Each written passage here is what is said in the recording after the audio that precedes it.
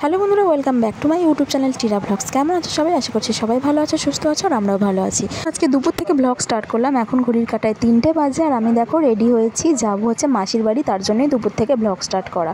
তো মাসির বাড়ি যাবো, মাসির বাড়ি কালী পুজো আছে, তার জন্য নেমন্তন্ন আছে। তো দেখো দুখানা ঠাকুর হচ্ছে আমাদের বাড়িতে আজকে যাবে, তার জন্য তোমার দাদাভাই যেতে পারবে না, আমি চলে যাচ্ছি একলাই, নাহলে ও যেত। তো যাই হোক, যাবো হচ্ছে আমি, আমার মা, আমার মেয়ে, আমার বাপি টোটো করে আমাদেরকে দিয়ে আসবে মির্জাপুর স্টেশনে। সিঙ্গুর থেকে ডাইরেক্ট ট্রেন ধরলে নিচের লাইনে আবারও চেঞ্জ করতে হতো, তার জন্য একেবারে ডাইরেক্ট মির্জাপুর দিয়ে চলে যাব। তো যাই হোক গে, দেখো উঠে পড়েছি টোটোতে, আর আমার মেয়ে আইসক্রিম খাচ্ছে, কাঁদছিল। আমাদের ওখান থেকে আইসক্রিম বাড়া যাচ্ছে, কিনে দিতে হবে, তার জন্য ওর বাবাই কিনে দিয়েছে।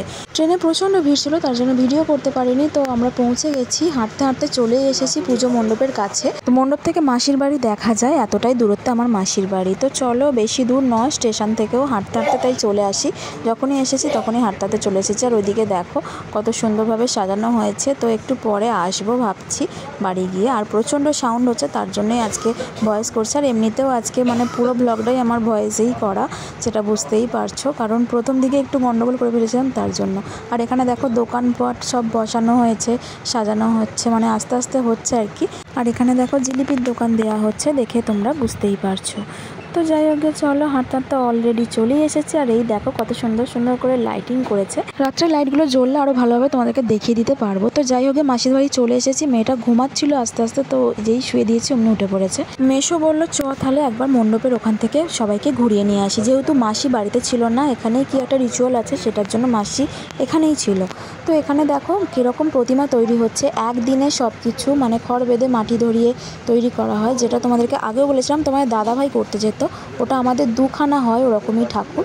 তো যাই হোক, তোমার দাদাভাই ছাড়া আর চেনা জানা লোক ছাড়া দেখছি অন্য কেউ ঠাকুর তৈরি করছে। এটা দেখে ভাবছি যে ও তাহলে এভাবেই ঠাকুর তৈরি করে, মানে তোমাদের দাদাভাই। তো যাই হোক, মায়ের মূর্তিটা তোমাদেরকে একবার দেখিয়ে দিলাম। আর এখানে চলে এসেছি একবার মণ্ডপটা কীরকমভাবে সাজানো হয়েছে সেটা তোমাদেরকে দেখাতে। তো ভিতরটাও সাজানো হয়েছে, যেহেতু অন্ধকার তাই ভালোভাবে দেখানো যাচ্ছে না।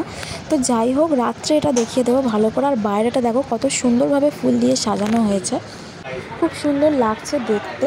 আর ওই দিকে দেখো সব জল নিয়ে এসে না রাখা আছে, এখনও ঢালা হয়নি। মা মন্দিরে ওঠার আগে এগুলো সব ঢালা হবে, এটাই এখানকার রিচুয়াল।